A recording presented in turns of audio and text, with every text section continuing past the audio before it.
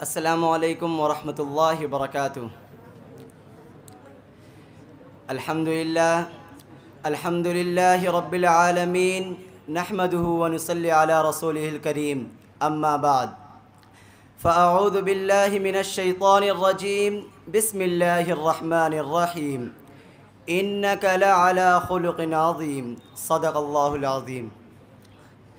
صدر عالی وقار، مشفق اساتذہ اکرام اور عزیز ساتھیوں، میں نے آپ سبھی حضرات کے سامنے قرآن کریم کی ایک آیت پڑھی ہے جس میں اللہ رب العزت نے آپ صلی اللہ علیہ وسلم کے ایک وصف کا بیان کیا ہے کہ اے محبوب صلی اللہ علیہ وسلم، ہم نے آپ کو بلند اخلاق کا پیکر بنا کر بھیجا ہے۔ آپ صلی اللہ علیہ وسلم کے اخلاق کا یہ عالم تھا کہ آپ صلی اللہ علیہ وسلم کو اگر کوئی گالی دیتا تو آپ صلی اللہ علیہ وسلم اس کو دعا دیتے، اور اگر کوئی برا بھلا کہتا تو آپ صلی اللہ علیہ وسلم مسکرا کر گزر جاتے۔ ایک مرتبہ کا واقعہ ہے کہ آپ صلی اللہ علیہ وسلم طائف تشریف لے گئے، وہاں کے لوگوں کو ایک اللہ کی عبادت کی دعوت دی۔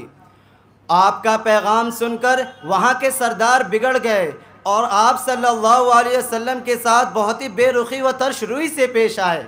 جب آپ واپس ہونے لگے تو شریر اور بدماش بچوں کو پیچھے لگا دیا۔ ان بچوں نے آپ صلی اللہ علیہ وسلم پر اتنے پتھر برسائے کہ آپ صلی اللہ علیہ وسلم کے جسم اطہر سے خون جاری ہو گیا اور جوتے مبارک خون سے تر ہو گئے۔ آپ صلی اللہ علیہ وسلم تھک کر ایک باغ میں بیٹھ گئے۔ اتنے میں اللہ کی رحمت کو جوش آیا اور ایک فرشتہ آپ کی خدمت میں حاضر ہوا اور کہا کہ یا رسول اللہ صلی اللہ علیہ وسلم، اگر آپ حکم دیں تو میں دونوں جانب کے پہاڑوں کو آپس میں ملا دوں۔ لیکن قربان جائیے اپنے آقا کے اعلیٰ اخلاق پر کہ آپ نے فرمایا یہ لوگ مجھے پہچانتے نہیں ہیں، ورنہ ایسا نہ کرتے۔ اگر یہ آج ایمان نہیں لائے تو مجھے اللہ کی ذات سے امید ہے کہ ان کی نسل ایمان لائیں گی، اور ایسا ہی ہوا۔ صدر عالی وقار اور عزیز ساتھیوں، آج دشمنان اسلام نے یہ غلط خبر پھیلا رکھی ہے کہ اسلام تلوار کی زور سے پھیلا ہے، مگر حقیقت تو یہ ہے کہ اسلام حسن اخلاق سے پھیلا ہے۔ دوستوں، اخلاق کے تعلق سے اس قلیل وقت میں آپ کو تفصیل سے کیا بتاؤں، بس آپ اس بات سے اندازہ لگائیے کہ فتح مکہ کے وقت آپ صلی اللہ علیہ